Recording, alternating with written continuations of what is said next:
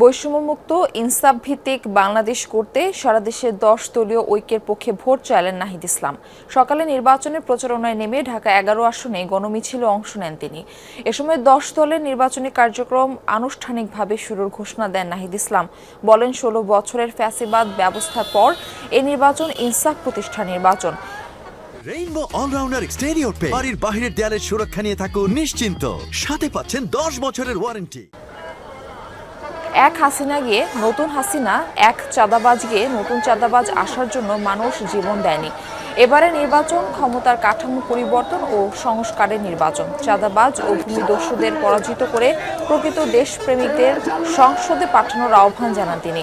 ঢাকার 11তে গ্যাস বিদ্যুৎ সংকট সেটা দূর করার পাশাপাশি চাঁদাবাজ সম্পূর্ণ নির্মূল করার প্রতিশ্রুতি দেন তিনি।